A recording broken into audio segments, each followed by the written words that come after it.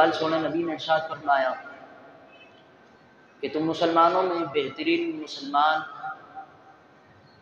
وہ مسلمان ہے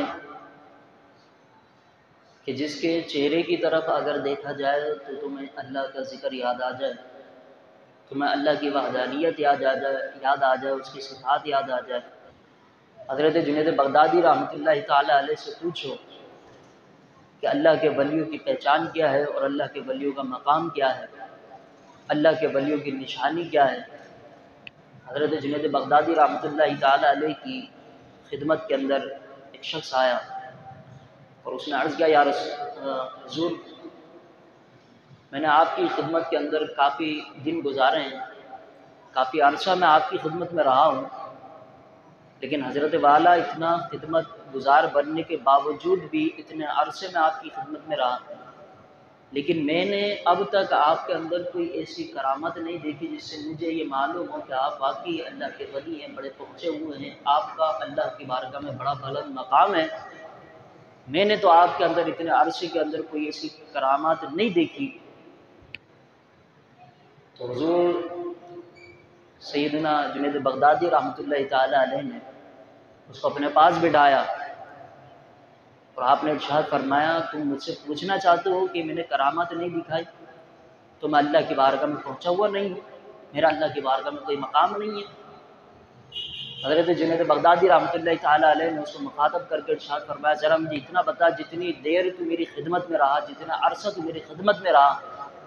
ذرا مجھے اتنا بتا، کیا کوئی کام میں نے شریعت کے خلاف کیا ہے؟ کیا کوئی ایسا کام میں نے کیا ہو جو اللہ اور اس کے رسول کی ناراضگی کا باعث بنے؟ کیا کوئی کام مجھ سے ایسا سرزد ہوا جس کو تو دیکھ کر اکتا جائے، اللہ اور اس کے رسول کی بارگاہ میں برا مانا جائے وہ کام؟ تو حضرت جنید بغدادی رحمۃ اللہ تعالیٰ علیہ کی خدمت کے اندر وہ عرض کرتا ہے، حضور والا آپ کی خدمت میں جب سے میں اب تک رہا ہوں، اب تک میں نے کوئی ایسا کام نہیں دیکھا کہ جو شریعت کے خلاف ہو۔ آپ نے فرمایا، ذرا مجھے اتنا بتا، کیا تو نے مجھے نماز سے غافل دیکھا؟ کیا تو نے مجھے اللہ کے ذکر سے غافل دیکھا؟ کیا تو نے مجھے مخلوق خدا کی خدمت سے غافل دیکھا؟ کیا تو نے مجھے اللہ اور اس کے رسول کے ذکر سے غافل دیکھا ہے؟ کیا تو نے روزہ و زکوٰۃ سے مجھے غافل دیکھا ہے؟ جس کا اللہ اور اس کے رسول، جن احکام کا اللہ اور اس کے رسول نے مجھے حکم دیا ہے، ہمیں حکم دیا ہے، ان احکام سے میں نے منہ موڑا ہو، تو نے کبھی مجھے ایسا پایا؟ تو وہ شخص حضور سیدنا جنید بغدادی رحمۃ اللہ تعالیٰ علیہ کی خدمت میں عرض کرتا، حضور والا میں عرصہ دراز آپ کی خدمت میں رہا ہوں، لیکن میں نے اب تک آپ کی خدمت میں رہ کر، شروع سے لے کر اب تک میں نے کوئی ایسا کام نہیں دیکھا جو شریعت کے خلاف ہو۔ حضرت جنید بغدادی رحمۃ اللہ تعالیٰ علیہ نے فرمایا حقیقت میں ولیوں کی پہچان یہی ہوا کرتی ہے جو شریعت کے پابند ہوں،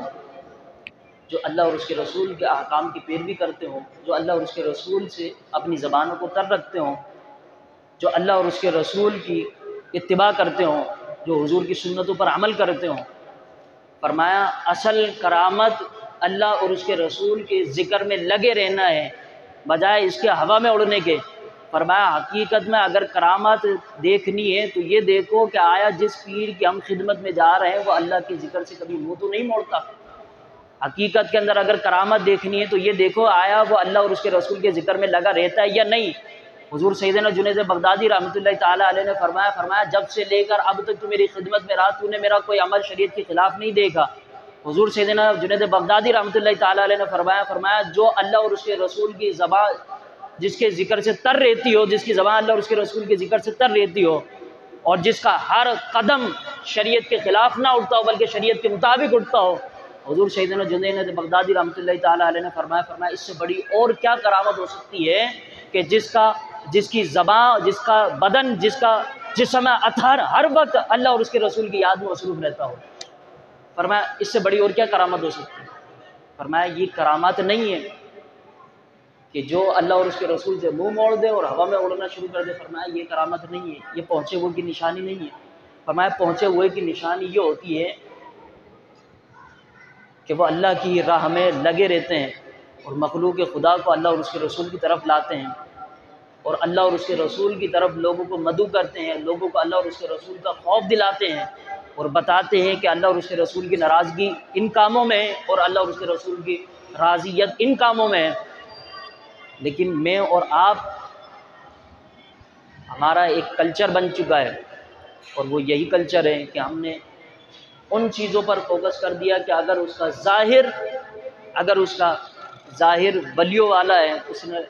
جبہ کبا پہنا ہوا، دستار پہنی ہوئی ہے، بڑی بڑی تسبیح رکھی ہوئی ہیں، تو وہ بڑا پہنچا ہوا ہے۔ قرآن اگر اسے سنے تو اس کو قرآن نہیں آتا، حدیث کا معنی اگر اس سے کروائیں جائے تو اس کو حدیث کا معنی نہیں آتا، اور اگر اس سے نماز کے متعلق اگر اس سے معلوم کیا جائے کہ نماز کب جو ہے اس کے فرائض کتنے ہیں، اس کے واجبات کتنے ہیں، اور نماز میں کب سجدہ صاحب لازم ہوتا ہے، کب نہیں ہوتا، کب کن چیزوں سے نماز فاسد ہوتی ہے، مکروہ ہوتی ہے، تحریمی ہوتی ہے، تنزیہ ہوتی ہے، اس کو یہ معلوم نہیں، لیکن وہ ہوا میں اڑنا شروع کر دے۔ عزیزان محترم، وہ صرف آپ کی آخرت تباہ و برباد کر سکتا ہے، آپ کو جنت میں نہیں لے جا سکتا،